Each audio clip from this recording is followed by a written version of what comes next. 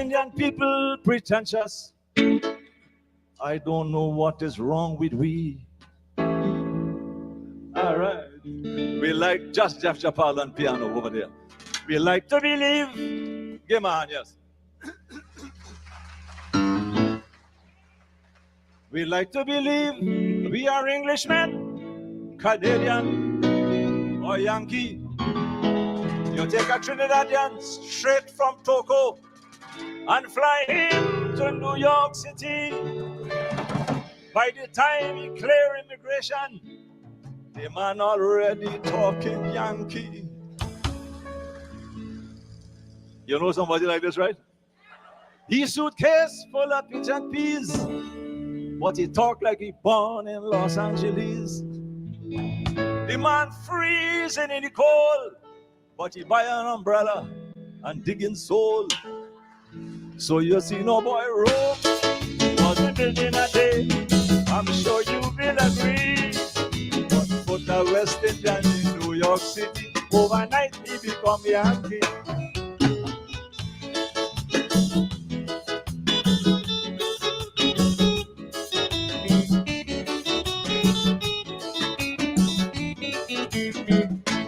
Yes, a Yankee will live 10 years in Trinidad. He's still talking around Yankee.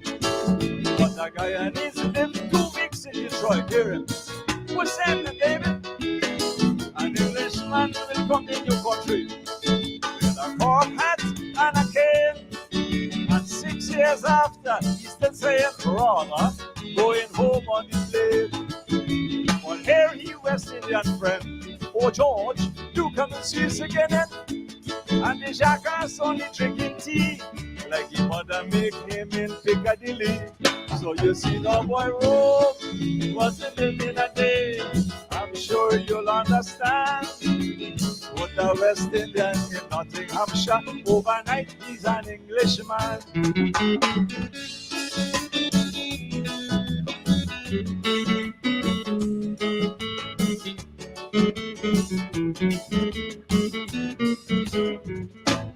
In Ottawa, I met a fella, a very well-dressed young man.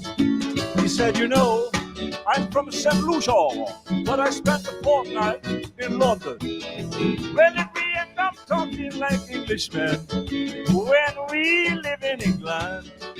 How come them Englishmen in the West Indies, they don't say Garblind and Brother Man? For 2 weeks in Leicestershire and here in Vincentian. Oh, that's super, super. And this clung in Westminster, I'm on 2 weeks sleep here from St. Lucia. St. Lucia. What a bit in a row.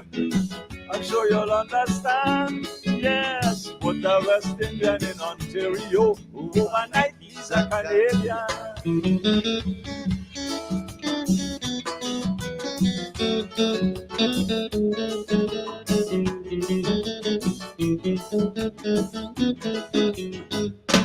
Oh, but please don't get the impression I have something against the Englishman.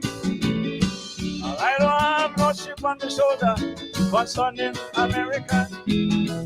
But the Yankees will say, God blind skipper. And think about this also. The Englishman will never tell you, boy, I just hug up the soul.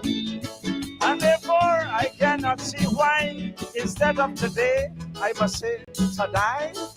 And don't give me no damn muffin.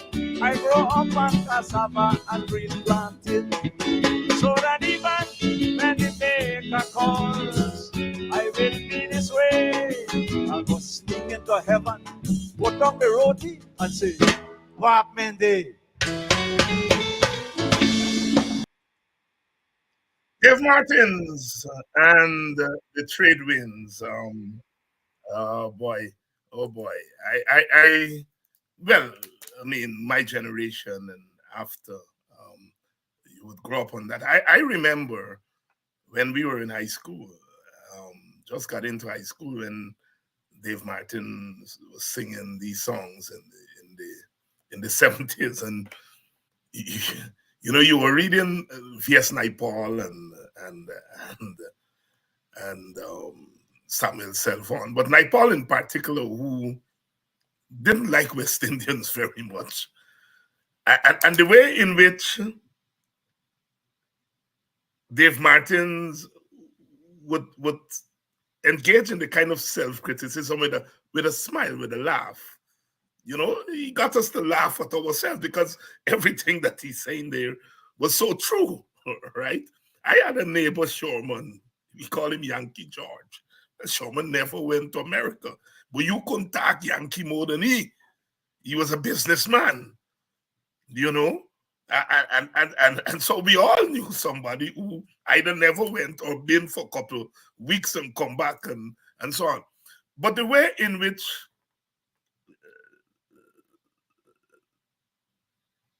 Dave Martins got us to laugh at ourselves. Naipaul was taking that same material, right, and framing us as the third world of the third world. You see? So there we were in school reading Naipaul and sucking your teeth. I mean, you know, Naipaul actually had a novel, those of you remember, has a novel called The Mimic Men. So he was dealing with the same thing, the same mimicking of Americans and Englishmen and so forth, right? But the importance of Dave Martins, and I'm writing something on it. My God, I started to write it before, and then, of course, you know, once one gets to Guyana and the politics began and so forth, the academics have to take back seat. But I started to write that thing, and I was making the point that Naipaul in Mimic Men seemed to make us look bad. And Martins is talking about the same mimicking. He made us laugh at ourselves. And I think that's the importance of Dave Martin. He captures the essence of what it is to be Guyanese. And I am not a person that very lightly separate Guyana from the Caribbean. You all know that. Guyana for me is we are a Caribbean people. But Dave Martins was able to tease out the Guyanese identity within that Caribbean culture, if so to speak.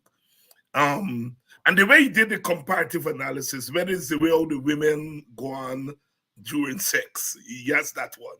Western women, you know, you all, those of you who are Dave Martin people, you know, he got that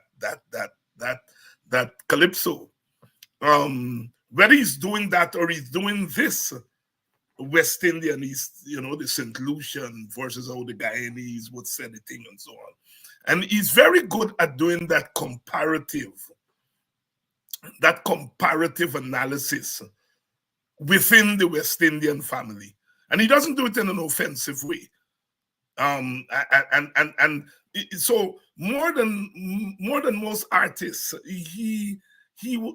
think he was able to tease out what is Guyanese.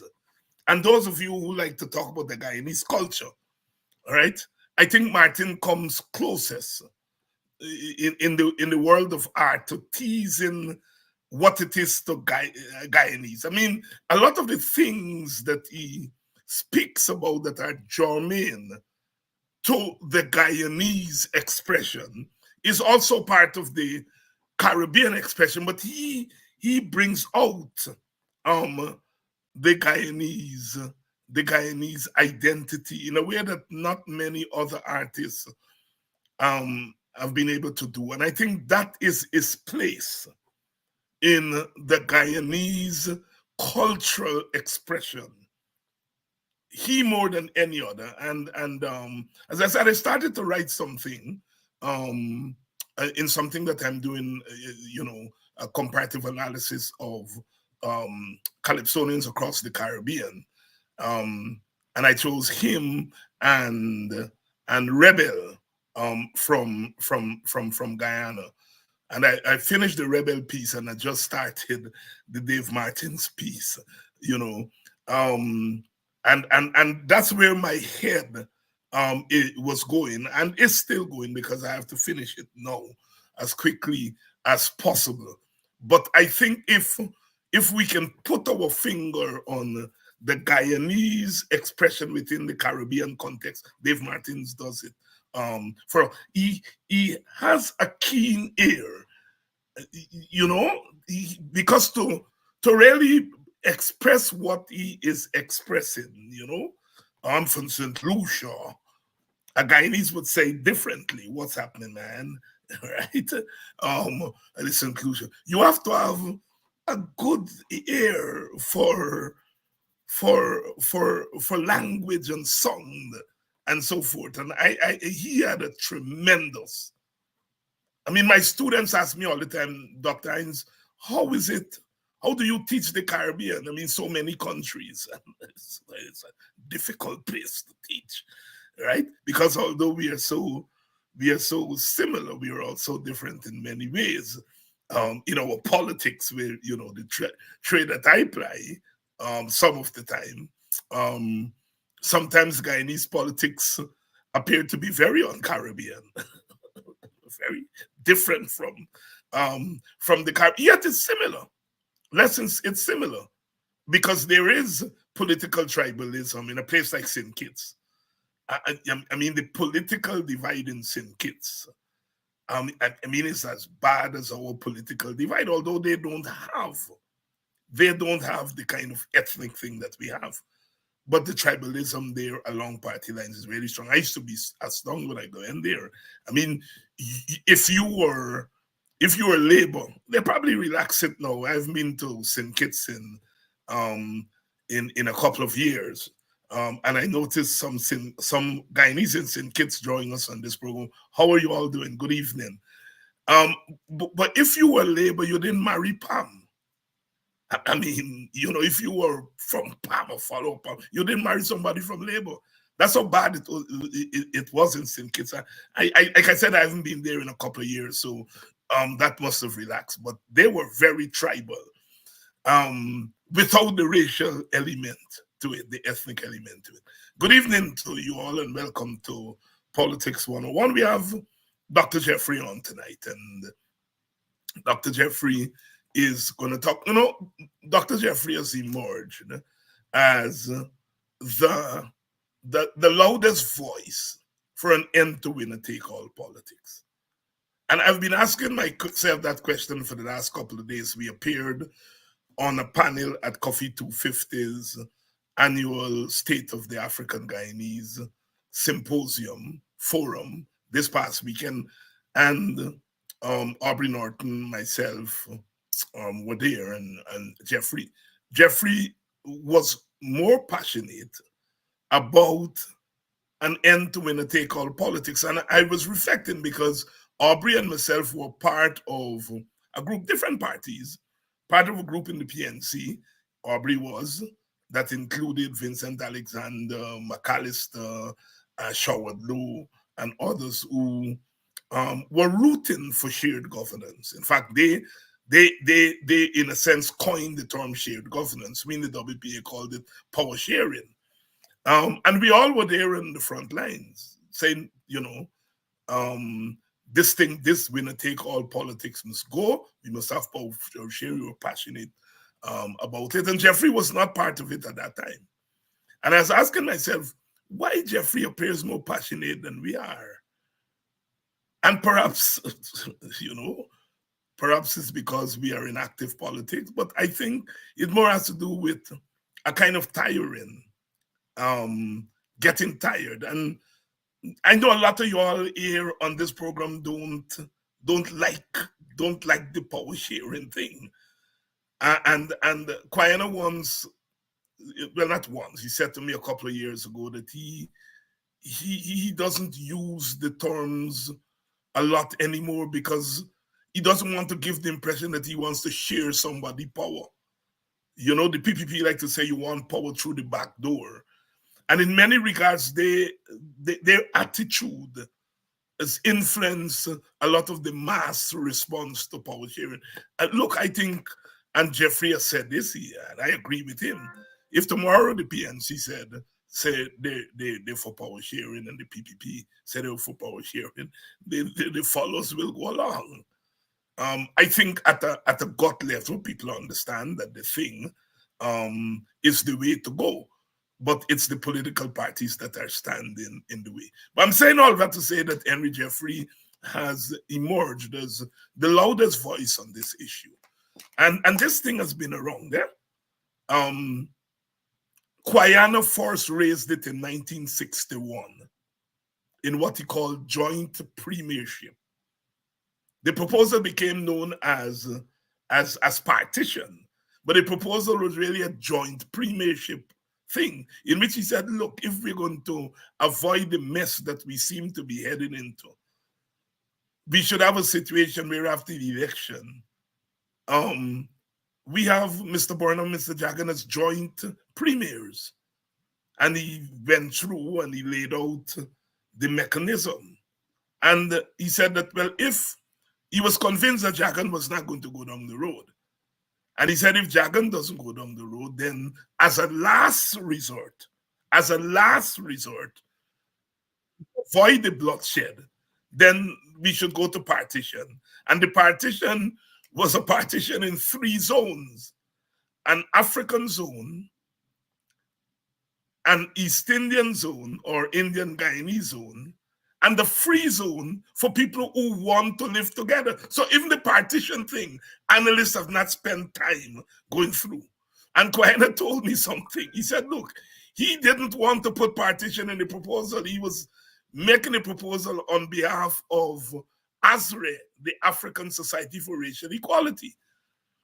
And others, I think the next living person other than Guyana is what's his name? But he was a student of H.H. Nicholson, Vigilance, and they all said put partition in. Guyana didn't agree, but as a team player, and he was the person who was going to present on behalf of the group. He went along with the team and he put partition in it. And of course, he is pinned with partition. No, he didn't want to put it in there. But the crux of the thing was shared governance, and that was 1961. That's before Sir Arthur Lewis in 1965. Guyana doesn't get as much credit. Part of it is because of laziness, because our academics really go by what they read in somebody's book rather than go and do actual research and go to primary documents and so forth. So everybody said Guyana partition and everybody repeated and so on and so forth. But essentially he was saying joint premiership. Joint premiership. And later on, it became known as power sharing and then shared governance. But Jeffrey is passionate about it, and he's constantly challenging us to recognize how central the whole notion of winner take all politics is to our political motions. And when you dissect all the things that we quarrel about, it goes back to that issue of winner take all, and whether we can continue to carry that burden much longer. That's it. Jeffrey's last 2 columns. One is Skullduggery, and another is a response to Rohi, who was responding to him. One is in today's papers, the response to Rohi in today's papers, today's Kaitro News. So Dr. Jeffrey's here, and we're going to lead off our discussion on this issue of the urgency of settling that problem. When I came into the WPA in the 1970s as a teenager, 14, 15, Clive Thomas, and I would hear Clive Thomas especially talking about a political solution. And the political solution, of course, included power sharing. The WP in 1979 came up with a government of national unity and reconstruction. And Walter Rodney was the moving force behind that document. So the thing was very much part of this political solution. Although Jeffrey doesn't use the term political solution, that is exactly what he's talking about, central to a solution to what we are experiencing now. You know, a PPP person called me yesterday to check up how you're doing, David, and so on. You know, I still have friends in the old guard in the PPP, and one of them called me, and how you're doing, and so forth. And he was asking me about the experience when power sharing was raised during the coalition period. And I had gone back and done my own research on myself, and I found 10 instances where I criticized the coalition for not raising, for not going forward with the issue of shared governance. And I didn't know it was so many times that I had publicly commented on the failure of the coalition. And this PPP person was reminding me that I was critical of the coalition for not pursuing shared governance. And he was asking what the experience was like, what it was when you raised that to people who had power in their hand. And I said, you don't have to ask me. Ask you people them who run in the government now, but power sharing or shared governance. And the response they give to you is the same response I got from the other side. When people get power in their hands, it's difficult to ask them to quote unquote share that power, not share their power, but share the people's power proportionally. And I tell him, talk to them and call me back next week and tell me what your thing is. Let me bring in Dr. Jeffrey. Dr. Jeffrey. David, how are you? I am good. Reminiscing as on this question of shared goal. You were not originally a fellow traveler. And I think you tell the story of Winifred Gaskin's son, no? Yes. Coming to you. And there's no harm in telling a story many times. But one of the things I learned about the Americans and the British and the Europeans, they tell the same story every single day. And it's something I guess we in the Caribbean haven't really developed. But tell us your first response to this whole notion of power sharing, your initial response, your skepticism, and then your movement towards it as part of a political solution. Well, David, as you may well know, I did politics, not political science or political sociology, but political philosophy. And I never paid attention to people like John Stuart Mill and so on, because we were doing Locke, Rousseau, and all that sort of people.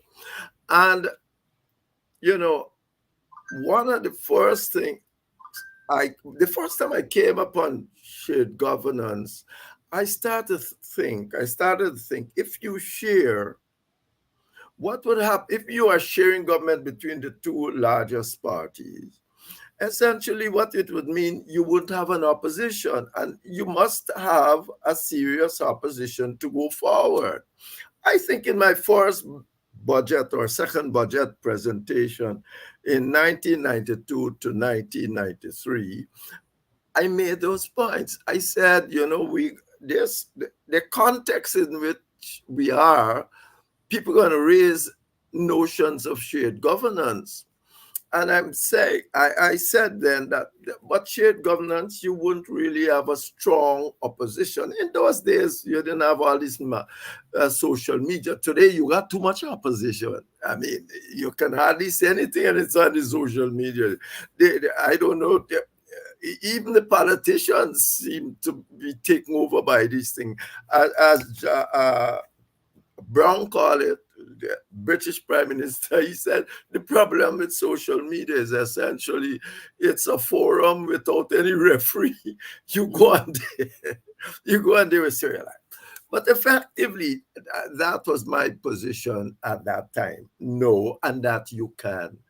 What could happen? The PPP had only win the election. And remember, I was in the PPP. So effectively, I said, the PPP only win this election about 3% of the vote or something. They had 53% or something in 1992. And I said, hey, if you properly organize, you can beat them. And they, Janet Jackson, told me afterward that I shouldn't be telling people that can beat the PPP. I said, but I wrote, I said, well, then what kind of democracy you have if you can't lose? You must be able to lose, or else the other parts. Indeed, I wrote something about that when we had all the disturbances in around 19. Just 1997, 98. Yeah. I wrote something about it. I said, if you can't lose, well, what democracy you have? Democracy is that people must be prepared, and the context must be prepared in a sensible way so you can lose. So anyway, so I was there. But then I went and read John Stuart Mill. And he says... That was a hell of a thing. First of all, I didn't read John Stuart Mill. That was my position until I ran into Gregory Gaskin. We all used to go to what you would call a rum shop, but I mean, a Rupa on the train line when we finished as minister. We used to go to me, Shake Back, Chevere, and Gregory Gaskin used to be around then. And so one day he came to me and he said, Jeff, I want you to think carefully about this thing. And he gave me a paper that he says, read this. If you tell me when you come back that this shared governance thing is nonsense, I'll say it's nonsense. And I don't. I mean, I'm not a politician, I'm a lawyer, I'll go down my way. But as I read Gregory Garfield thing, and then it's after that I went and read Mill. Because essentially we say, even if you have, you win a thing by 1 or 2 seats, what gives you the right really? At that time, I didn't read Sir Arthur Lewis, I must admit. So Arthur Lewis make the point better. But what gives you the right to make decisions? You go, for instance, the president go to the Amerindians today and he says, we will give you, Americans are 10% of the population. It's not for him to give nothing. The resources they are not his to give. You should have a proper Amerindian representative, not the one he's suborned to sit down and determine what Amerindians really want. This is not a matter of the PPP giving you nothing. It's a matter of your resources, and you should have the opportunity, as Lewis said, it is immoral to think that you will have an ethnic group. And I'm talking about it, Lewis is well known, he's one of a Nobel Prize winner for the Caribbean. He said it's immoral for you to have a group out of power, an ethnic group out of power for 5 years, and you making all sort of unilateral decision because more or less that's what happens because the British kind of a system. It couldn't happen in Suriname because if you ever did that, the president to become president have to have 2/3 majority. In the parliament, he can't just become president with a 1-seat majority. So you essentially, what he was saying is twofold. Not from just the way you see it as a nice way to get politics for us to run Guyana night, but he was making the point, Greg, was essentially making the point that this thing is immoral. We are an ethnic a divided society. You got to be a joker not to realize that that we are. And therefore, the ethnic groups must have a right at the table, because PPP is an ethnic party. It's an ethnic Indian party. That is what it is, and so is the PPP. Essentially, they got a mind. They like to see themselves as multicultural and whatsoever, but they are ethnic parties. They're represented essentially African and Indian people, and the Indians or Africans should not have that right. And their representative, at the absence of our representative, to stand out there and say and make all the decisions. It gets worse when you come down to the situation of what's happening now, because the Aubrey Norton or the PVPNC says Jagdo rigged the last election. He said he's not talking to them in any proper way. I mean, imagine. And the system allows it.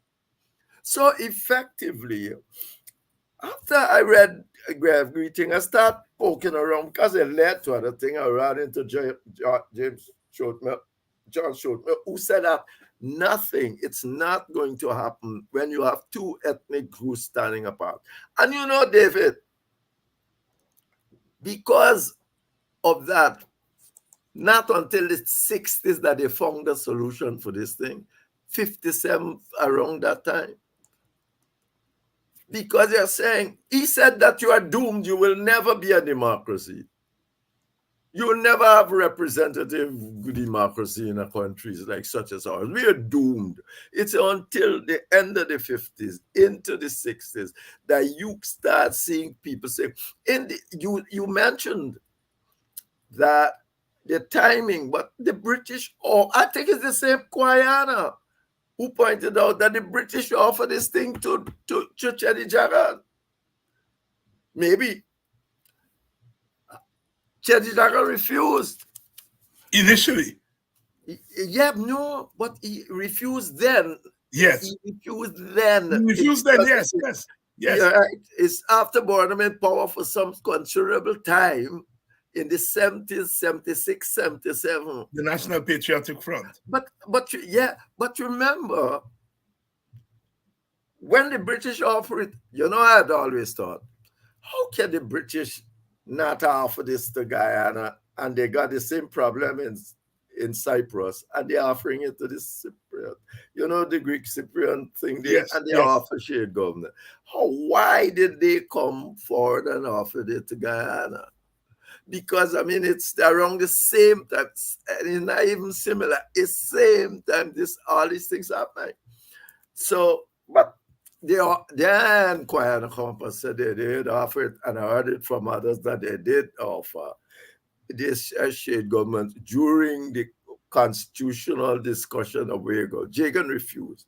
Now we know why he might have refused. Because he had already made commitment to the Soviets. He made commitment, there's no question about that. He said he's going to drag Guyana and the Caribbean into the communist fold. That's what he said. And you think the Americans had found that? They found it out, the CIA all over the place. And they spread it around the Caribbean to the leaders. So when you see the Caribbean leaders call on Jagan, the Americans would have told them that, hey, they would never show them, and they said, we have sufficient information, but they will not say where it was. And now we see the letter, because obviously if they start telling the sources, people can get in serious trouble. So, but then Jagan said no. He said no to it because he had just written a letter, he and Janet, and telling them that the socialists are the majority in his party, and that thing, and so on. And he needs some resources. He's knocking Burnham to take resources from America, who come to Burnham and say, join us to stop his communism. And he bought Burnham, so well, you have mega money to do all of this thing. Yeah. He went and asked the communist somebody to do this. Well, not to do. No Indian gave Jagan any mandate to do that. Don't tell me that he was working for no Indians. No Indian more capitalist than black people. No Indian gave Jagan any mandate to go write a letter to the Soviet Union and the Soviet International and communists to say that they will carry thing into it. I always know Jagan was a communist. All my life, me and he quarrel about this. I said, you're a communist. There's no question about this. I want not to do this kind of thing, communist. I know Marxism. I read a lot of Marxism. Indeed, my PhD is a lot on Marxism. But I respect Marx in the sense of the Marx of alienation and that sort of thing. So don't fool me about that. But the Marx that their thing is a Leninist Marx. It's a Leninist Marx. A Marx that says essentially, we can build socialism in one country and all that sort of thing. So I says, no word out of me. That thing let you see it. There are all sort of people going to Siberia and all that sort of thing. So after I read that thing, after I did all that little research, I said, there's no, and not only the research, I'm waiting for somebody else to show me the way forward. Don't just tell me, let me continue as we are. If you can do what Gregory asking, bring up and show me another process of dealing with societies with this ethnic divide, great. And don't tell me nonsense is the people's fight. You need to change the people. Constitutional reform got to take people as they are. When the Americans went on changing their constitution, you think America is a pure majoritarian system? Then they let Clinton get how many million votes more than Trump? Yes. And lose. In California, got 40 million people, and the Rhode Island's got about 2. And they gave the same amount to Senate. Senators. Pure majoritarianism is not good for countries that are not homogeneous. Yeah. And you mentioned the Americans. Eh? Yes. What is not well known is, first of all, when the Americans, when they went to Philadelphia, they didn't go to change the Constitution. They went there to strengthen the Articles of Confederation. And in the end, they realized that would have been insufficient, and they had to change the Constitution. But their fear of the king, they entertained a proposal for a joint presidency, a multi-person presidency. It came from the small state in New Jersey proposal. Part of it was joint. A lot of people don't. The Americans almost went to power sharing, and that was 200 and odd years ago. You see, so this issue is an old issue. Yes, but America did go to power sharing. What do you think it is when you say California can have 40 million people, only got 2 senators? That's Both right. senators got too much power. What you think Suriname got when he said the president cannot have? The president can't be, you can't become president if you can't win 2/3 of the majority in the parliament. What do you think that is? Effectively, that is it. I said it numerous times. Democracy is about the rule of law based upon a system of majority rule acceptable to both of us. Right. That is it. When some of the states they want to join, Hamilton and these chaps in Ghana write plenty things saying, please join up. They say you got to put in Bill of Rights. You ain't going to put in Bill of Rights and all of that. Yes. So what I'm saying is that people mustn't think this majority rule is the rule of how much percent of vote the British government got that run in Britain? 34, 35. 34. Yes. So it's nowhere is it majority rule. Just pure majority rule. It's a form of majority rule that's acceptable to all of us. Because at one time, the Americans were saying, anytime for this constitution to pass, Everybody got to agree, got to be unanimous. Then they come in and say sufficient numbers. So, and now we say substantially all of us. Mm-hmm. And that got to be about 80% of the people. Any constitution you have must have the stamp of substantially all of us. About 80% of us must agree to it. Jeffrey, I want you to take you back, because having at a theoretical level accepted that this power sharing, shared governance thing could be the political solution for us, you went a step forward and you tried to bring the two parties together. All right. What was that experience like? I mean, the PNC apparently under Corbyn was ready to go down the road. The PPP gave you the impression that they were ready. In the end, I think Jack Dio gave the impression that it's Janet Jagan Scotland the thing. Jack Dio ain't give no impression that that is what happened. Well, That is what happened. Talk to us. Jack Dio didn't try to give no impression. Barrett, I take it back. I take it back. You didn't try to give the impression. Yes, no, it happened. All right. And this is a funny story. So myself and Luncheon, we are partners and things. And if I go out there and he got people inside, I don't mind. I just go in and sit down. I don't bother with any meeting, and I just do what I want to do. But I hear him talking about, and if you can't trust the PNC, they will not. That's we telling somebody outside. And anything they say, you know. That's when the PNC was out of parliament. Remember that time when they boycott parliament. So I said, Luncheon, what are you? When the people gone, I said, Roger, what's the matter with you? What are you telling people them foolishness?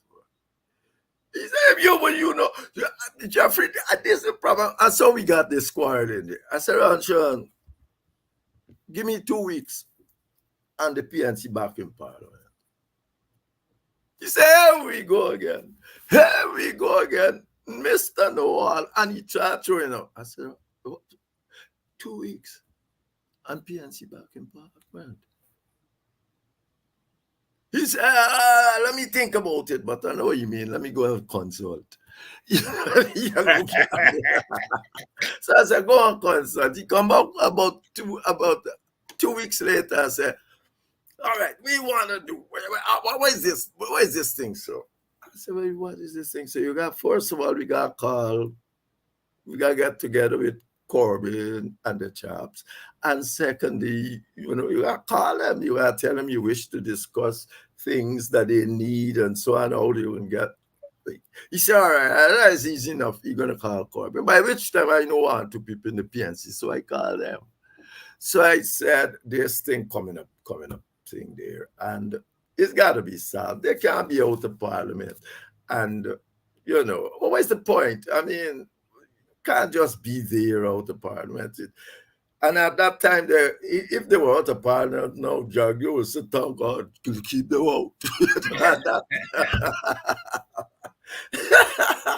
But at that time, you know, still, I said, so myself, and I can name one person, Grant Walrod.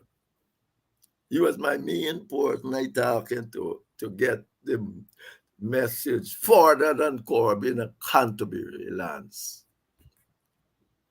Those were the 2 negotiators. Lance Carberry. Yeah. And the 2 negotiators on the People Peace side was the president and Luncheon. As far I was only there, like, you know, somebody maybe start this thing and so on. So I wasn't there in any other fashion than that. And 2 weeks come, but by time 2 weeks come, we were really into this. They were really into this. I think it lasts about 4 weeks, you know, 5 weeks. But they were back in parliament. They come to an agreement, the constructive engagement. Now, if you go back and look at that thing, a lot of good things were said. That's after when they start saying, oh, government giving Corbyn money, they're bribing Jagio, they're bribing here. It's an agreement under the constructive agreement. So what happened to the power sharing thing? You're going to look after the office of of the opposition the leader. leader of the opposition, and all that sort of thing. And me and Derek Bernard sit down and work out how you're going to share time. Those papers still around. How you going to share time in the media, in the government media? We sit down at the Georgetown Club working those things out. And that's when Derek told me a very interesting thing. And I'm just going to say it in passing, because now by the time I'm looking for my car, there's a car gone, my daughter must be gone with it. So I said, Eric, I need a lift. Gone to, and as he's taking me, he said, Henry, let me tell you something I learned late. He said, the Ministry of Education is just not about schools and those things, He said, you got nearly, how many uneducated people you have on the streets? Every year, how many people don't get past anything and they're out there. They are danger to the society. We have to get TVET education. And that got to be extracurricular outside of the education system. You need a strong system out there to bring these people in, to give them some kind of qualification. All of these people, and that's when I started all this TVET really on a push. By the time I left, we were setting up TVET things. This thing they're talking about TVET, up to today, they are not part of the Caribbean TVET arrangement properly. So, but he told me that, and then I started doing that. So we did that, and it was left for instance, it said, oh, you must have a development plan for Linden. You ever had a development plan for Linden? No. But I can tell you what the problem started. Oh, I know it's not bad, but I see about sit down there and tried at that time to get something going. That's my view anyway, that he actually tried. And because what time in the morning we finished with Ian Corbin, nobody don't want to go back to the party. Because they know if they go back to the party and they're going to tell them some long story about we need to discuss this 50 years from now and all this Saturday. We need plenty of discussion. So he wants to finish. Corbin wants to finish. And they sat there. And until about, I can't remember, 2 o'clock in the morning. Remember next day's cabinet? This was Monday. At 2 o'clock in the morning.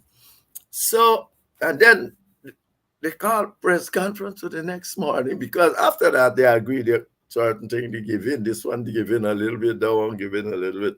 People sign up for the constructive agreement. Next day come.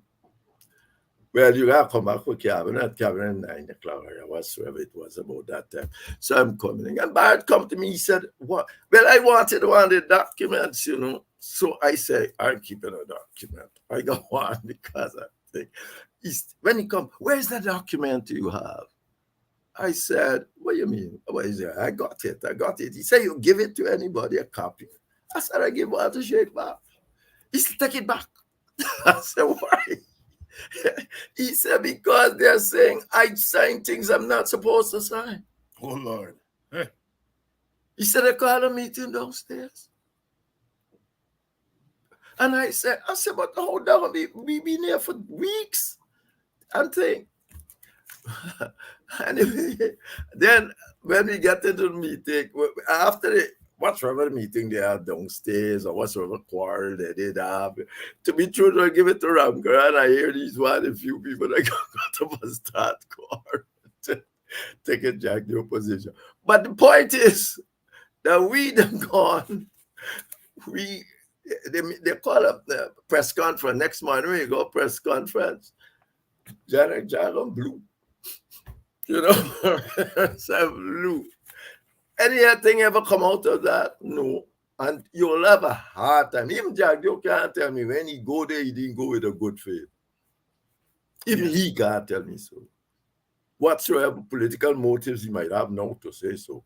Even he can't convince me of that because I see good faith trying at that time. So nothing come out of it. The Linden plan, umpteen other things. Instead of that, everything went down the tube.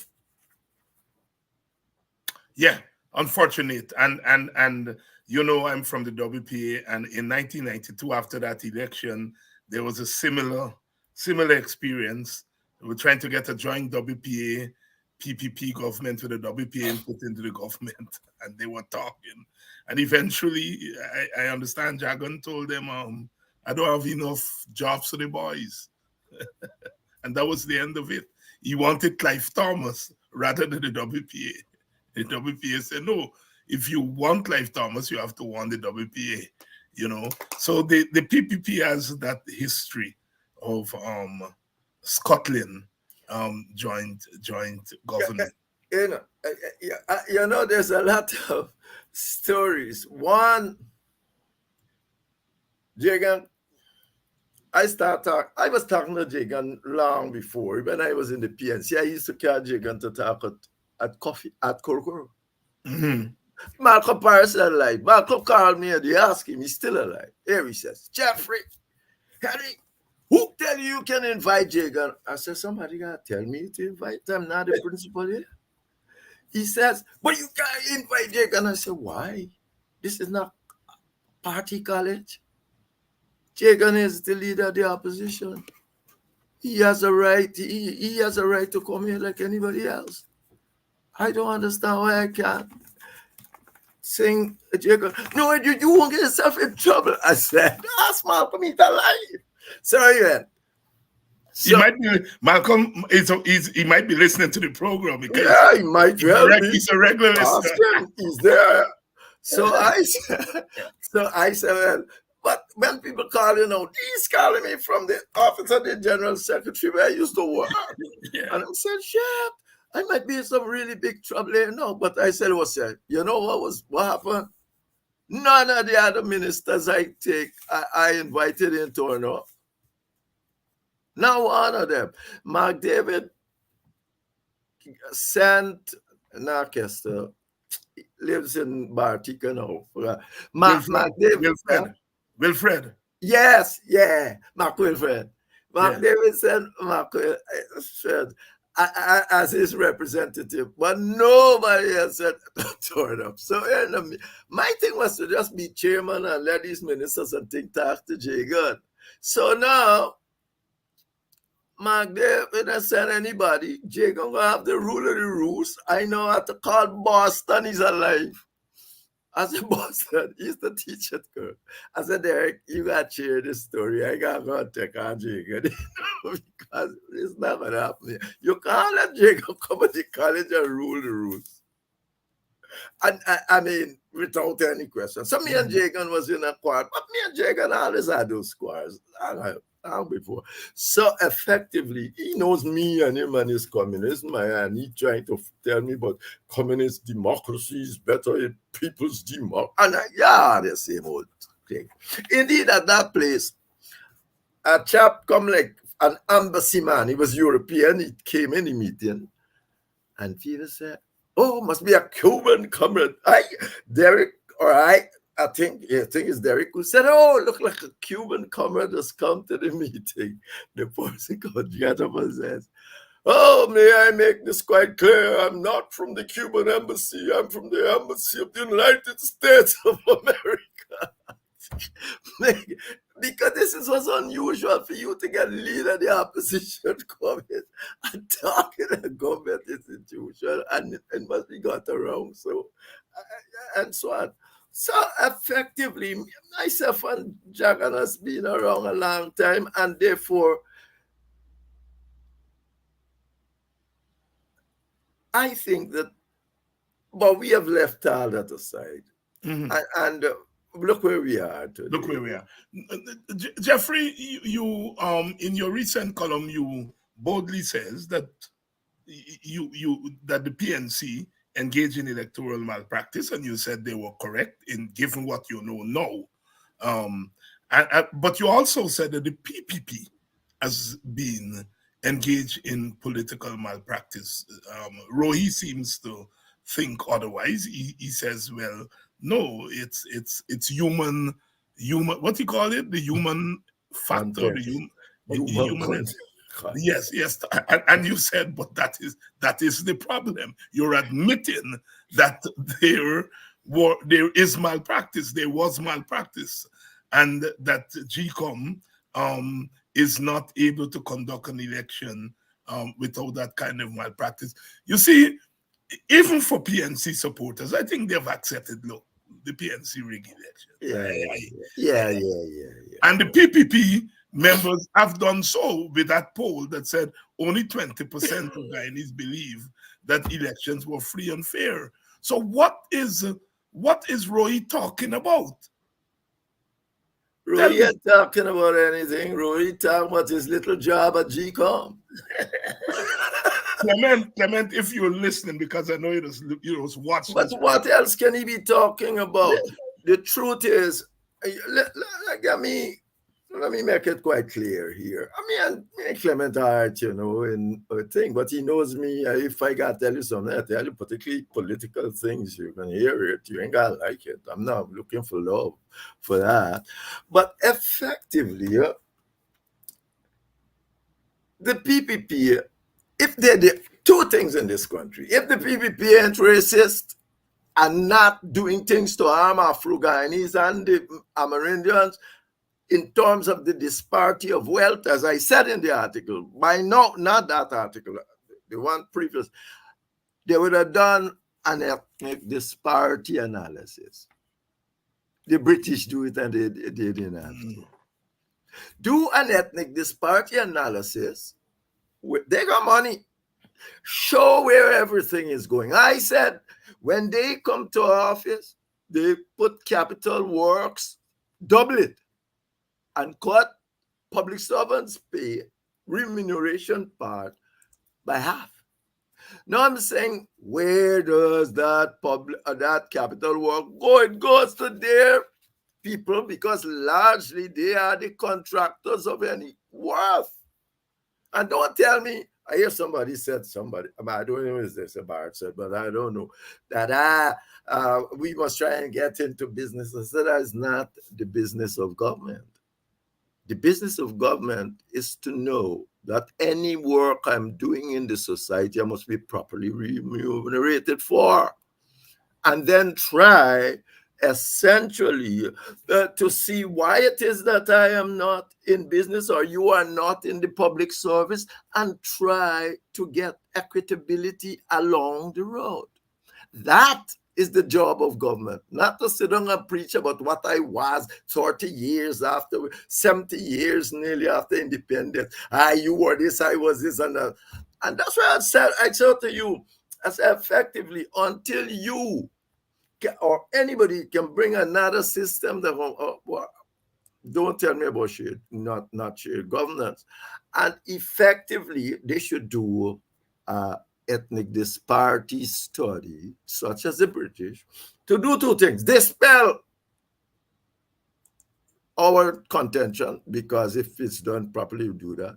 But on the other hand, it will come up with process and thing so that everybody, you can put on the block there, so everybody would see how you're trying to lift people out. Now walk around throwing 2 penny here, throwing 2 penny there, and tell me that what?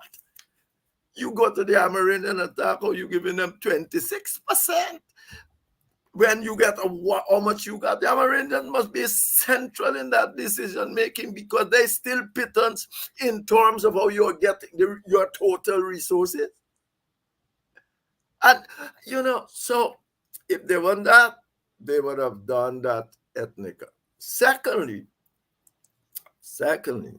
why is it that they don't want to go to court to prove what's his name wrong? If I'm wrong, you don't feel wrong. And don't tell me, so many people going to vote like that. It was done in where it was Kenya, Myanmar, whatsoever, not Myanmar. Anyway, it was 500,000 people voted, and the court threw out the elections. So Why wouldn't I want to test it in the court? Why? Why I doing everything for the matter not to get to the court? Indeed, on the other hand, you ask, how can an ex-president forget to put the paper in on time? For the and how can Vincent Alexander tell me that after the big recount they brought in all the recount, that the people the recount said the report never came to them? The CARICOM people. So how? You think Guyanese are idiots? You see what you're happening there? These people don't want this thing to be properly done. And I have no thing about that. You know, elections, the established news on them like to carry things saying, oh, look, and don't worry, all of that, all of this happened on elections day. Don't be, not going to be such naivety. Elections are not rigged on election day, not the best elections. Long before election day, elections are rigged. For instance, the British were get by gerrymandering the PPP. Look, one seat in quarantine, you got 18,000 people. One seat in Georgetown, you got 5.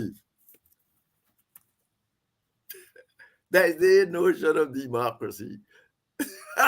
So don't tell me re-election or regular, but gerrymander was not Colonel gerrymander or major come from America. You teach an American thing, you should know it. Yes. They start gerrymandering, and to this day they're gerrymandering thing against black people in America. Yeah. They call it racial suppression now. So don't tell me about what's happening in election day. The problem is election day. Election day leads to trouble when the other party look around and say, oh, like they're outrigging us or something like a sort of, but look, where are the papers for this? Where are the documents for this? Where are the documents? And those things must be trashed out by GCOM. I put it on my net at that time. I went, I found it, I said, GCOM has to deal with this matter. It cannot, this is not a matter to go. This is a managerial decision, a judiciary decision. GCOM must deal with it. Now the Chief Justice said GCOM had all the powers to deal with those matters and fail to. And tell the people about go after election petition. That never was or never will be. Mm-hmm. Norton raised this weekend, Jeffrey, the issue of what he sees as a dilemma. That when you talk about having shared governance before the election and articulating that kind of position would mean that if you don't get it, you are suggesting that you may not participate in the election. And that giving the impression that you're not participating in the election is suicidal. In effect saying that his hands are tied. Do you buy that? Oh, come on. Let me tell you something. I believe all right. If perchance, I think just now I didn't answer one of your question because as move off these things so often. But if Norton, as he said, the most important is to reorganize his party. If you want to reorganize your party, you just don't say, oh, hey, let's reorganize. You got to reorganize it. Teach people to reorganize around certain themes. There is no better theme for him to reorganize this party with than with shared governance. Shared governance, 1. Winning the election, 2. This is not 1 or not or this. Winning the election is 2. Equity is 3 for everybody. Amerindian rights. They might be 10%, but they got serious rights they must have. And they got problem with it. And that should be part of the old question of shared governance. Over certain things in their area, They should be given a veto that the government can't do without. They got different forms of veto. Veto could be permanent or it can be transient, in the sense you can have a veto for such time, for such people to intervene and all those. You can sit down and we discuss that. But you can't just come to the America and give you 26%. 26% of what? Your total budget? No, but of some money that was coming to you. But you now don't even need the 26% because you got so much coming out of the way. You don't even need the addition. So you are telling them you're giving 20-something%, and all of it is their money, like it's our money. So when you come and say, I give you 26% of what you're supposed to have, or what was supposed to come from this thing, you are really not. It doesn't even harm the government budget. So effectively, Mr. Norton want to organize his party, must have some themes around which to organize it. The most effective one. You know why it's the most effective one? Largely because a whole lot of people fed up. Indian people, all sort of people, just fed up with this thing being going on for 70 years. And if there is a way out, they will try and get it. And therefore, he should try to organize his party around that. That could feed into the notion of elections, and the election should feed into everything about equitability. Mm-hmm. You can't organize no party better than that in Guyana by just sitting down and say, oh, don't worry, state governance, we can just organize it. For what? Win election? What if you lose? What if you lose? Jeffrey, you were on the stage in Buxton a couple of weeks ago when Eric Phillips argued strenuously that there should be no coalition, that parties should go separately on the opposition side and have a minority government, and that would force what you are asking for through shared governance. That could force some kind of consensus on the part of the political parties. Where do you stand on that? I think that is confusing. As things stands now with the party, and now Guyanese vote, every party got a black leader. So why not come together? Well, what point you making? You think Nigel going to go and get any big vote more than anybody else? It's not going to happen. It's not going to happen. Good example. PPP is the best example. Look at all from Ravi Dev, all them farm party, Ram Sami, all of them farm party to come Tennessee. Indian vote from Jagan. It ain't happen. So why not? And then when you go by yourself, the likelihood is that the PPP would get the only reason that the AFC joined with the PNC the last time, because they want to win the presidency, really, because they have already taken the parliament. They already had that. I don't think so. I think that's a bit. I said it's confusing. I don't even see that as a possibility. When what you have, if you go into an election, you got to win everything. And our system is a plurality. It can be hard for any one of the single party to say they beat the PPP as a single party. So no, I don't bother. So none of the three parties that are active on the opposition side, the PNC, the AFC, the WPA, none of them has indicated in any concrete way that they're moving towards a coalition. Is it too early for that? What are they doing? What are they doing in your estimation? Well, obviously, why they're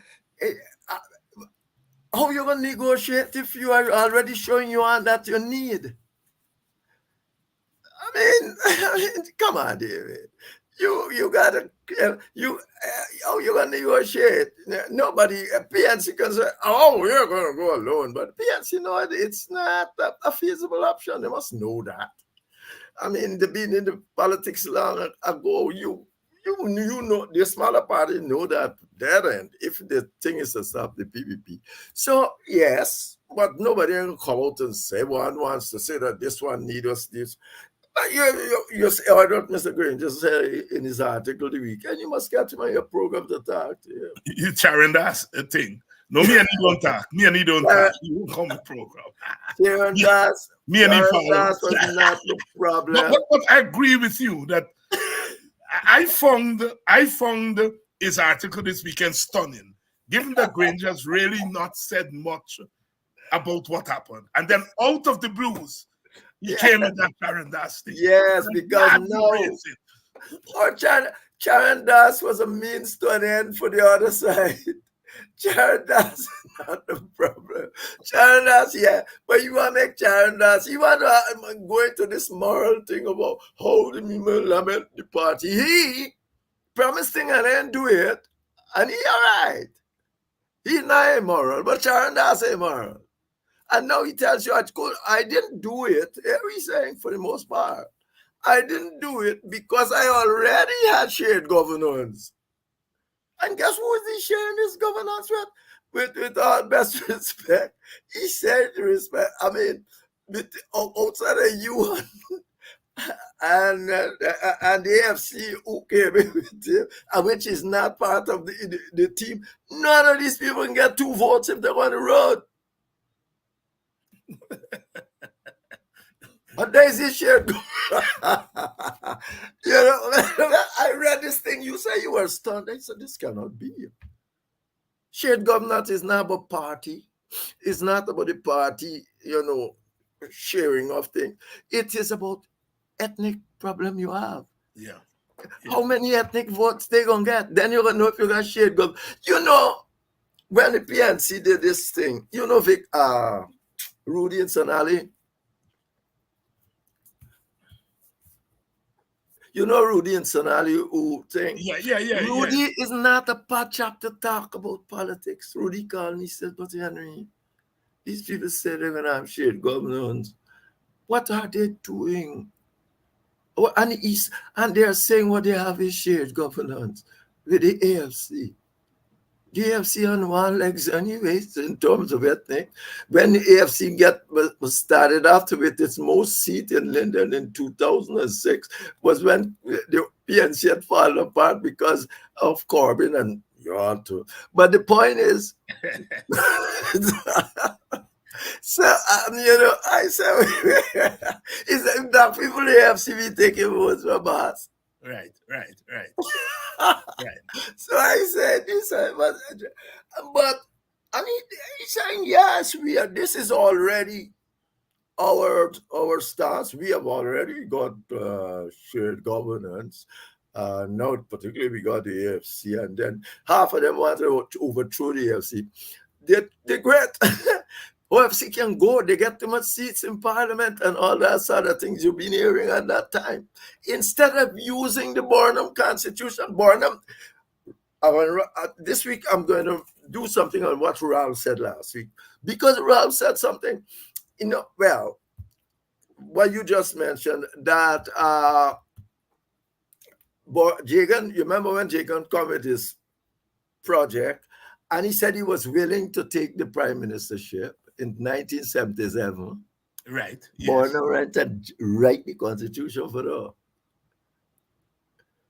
But if Burnham sat back and wrote the constitution in a way that the prime minister can get out as much power as you want to give him. But he didn't constitutionalize the amount of power he can get. But the prime minister can get anything. Jagan, when we were minister, Jagan allowed us to chair cabinet all the time. Why you care about, if you are the president and you got to sign off against any law and rules, why not let Moses run the country and let him have the thing? Instead of that, they're gonna take it back, saying, and he got that in the article today. The law, the rules, right in the face of the Constitution. Yeah, they're for constitutional rules. Everybody in the PPP government must be, in my time, at some point or another, chair the cabinet. So if Idiwa Moses, I mean, these are a chair cabinet and actually run the country day to day. Why not? You will build them up, but you will build them up. You have to have enough sense to build them up in your opposition support base that you don't have. So effectively, but anyway, that's neither here nor there. Dr. Henry Jeffrey here, as usual, when Jeffrey's on, as you're saying here in the comment section, I mean, you get political science, you get politics, and you get some, as Jagan used to say in the old days, straight talk. Henry, thanks a lot for coming through again, No and I will see you in 2 weeks. But the way things are going, I may see you before, because there are all these forums that are happening that are taxing us and calling on our perspectives and expertise, so to speak. But thank you. Thank you for All right, coming. thank you, and thank you for your audience for having me too. Thank you.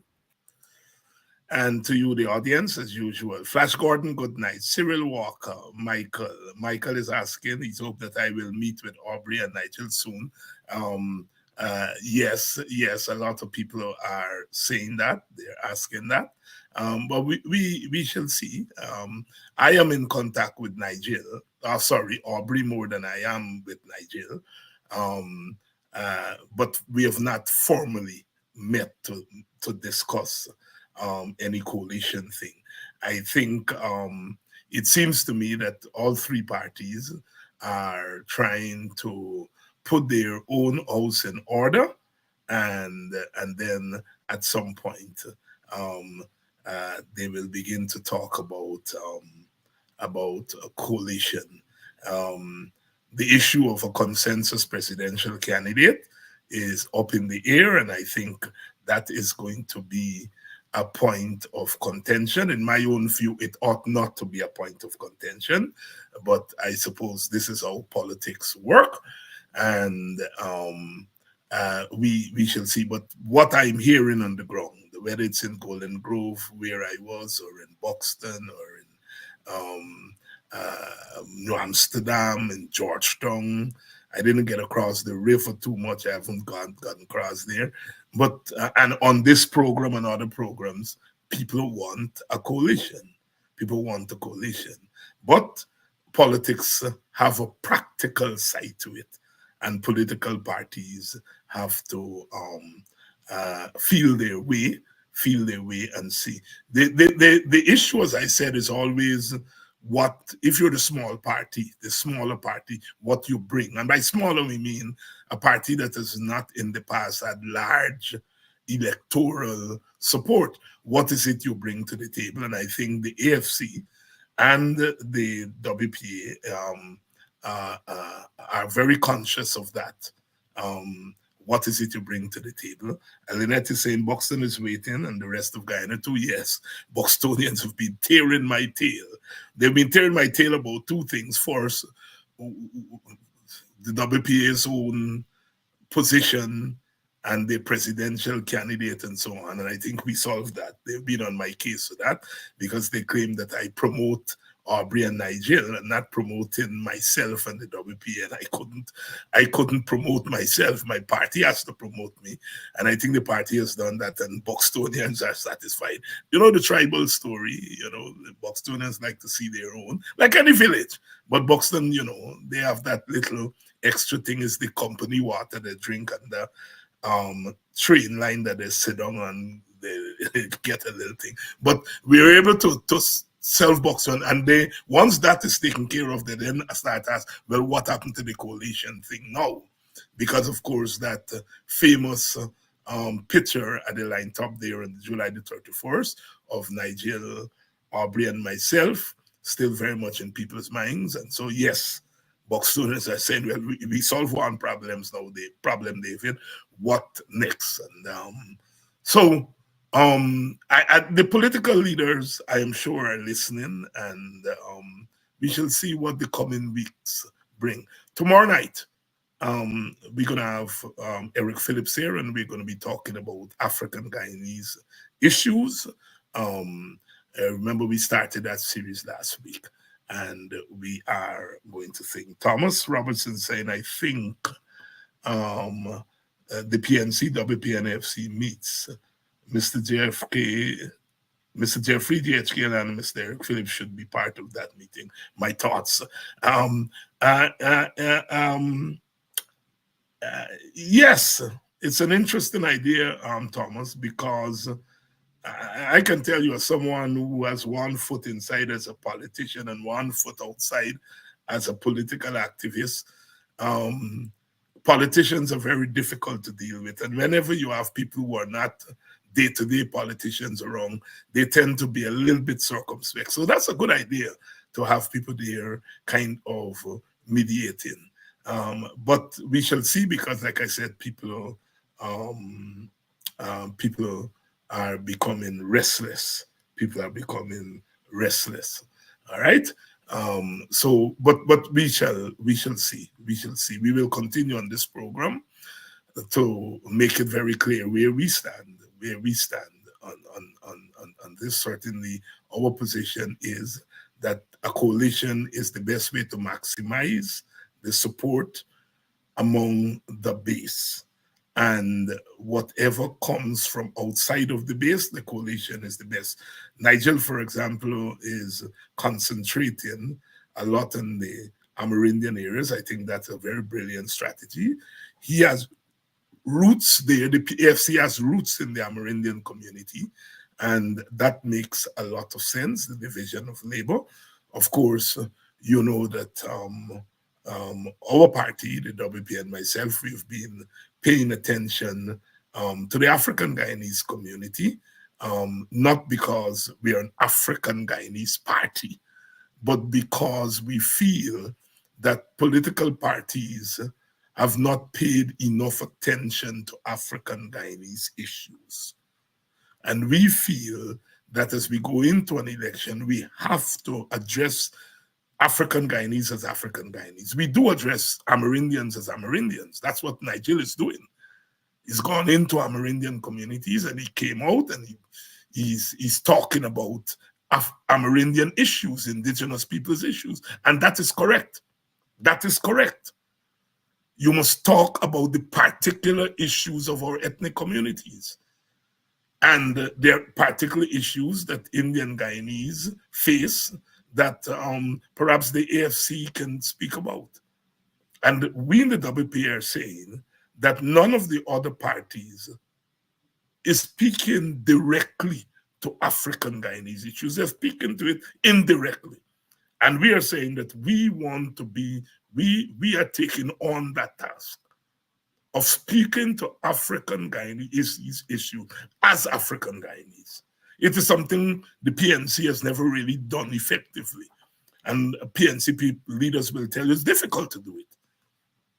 It's difficult because once you begin to speak to African Guyanese issues, you're shut out from the Indian Guyanese community, hence the so-called crossover votes would not come. And the PNC has danced somewhere there in the middle. We in the WPA have adopted in the past the old notion of multiracialism, and we still do.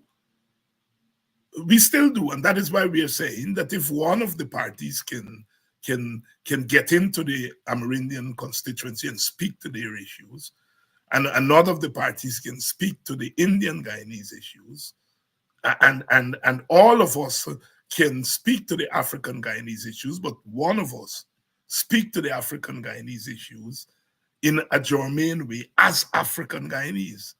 And that is where, because we still believe that there are 20-25% of African Guyanese who don't vote, partly because the boss we have. And we in the WP are saying that somebody needs to speak to those people. Somebody needs to speak to those young people. And we have begun to do that. It doesn't mean that we are only concerned about the issues of Black people. That is absolutely not true.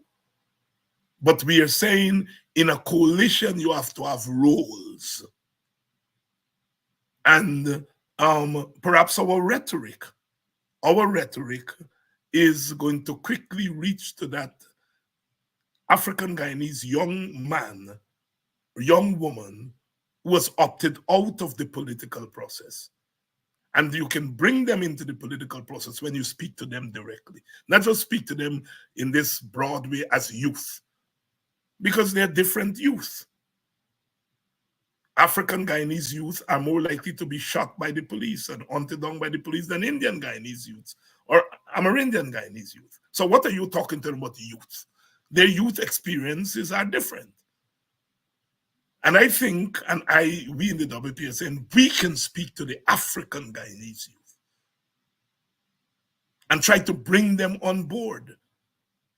And if we can get of that 25%, 25% who don't vote, if we can get half of them to vote, we are putting together a winning formula. And so that is why coalition politics are important. So, you know, we in the WPA want to make it very clear. We have not turned our backs on coalition politics. There were some concerns in some parts of the PNC that our naming of a presidential candidate meant that we were going on our own. And they expressed their concerns. And, you know, I had a few conversations with Mr. Norton on the subject, on the issue. And I think we have an understanding of what we are doing and so forth. And I hope Mr. Norton was able to allay some fears that people in his camp as. And like I said, in Buxton, for example, I have been asked that question, whether they wanted us to name our team, and we named our team. And then they said they hope that this don't mean that we're walking away from the coalition. And I have dealt with my village on that. I was in Golden Grove and I was stopped by some people and asked the same question. And I was able to speak to them, not at a public meeting, but informally. People are concerned about the subject. But we are here and we are continuing the struggle. I am confident that in the end, we will do what is best for our constituency and what the constituency asks us to do. So until tomorrow, at the same time, same place, 7 o'clock, stay well. And tomorrow, Eric Phillips is going to be here.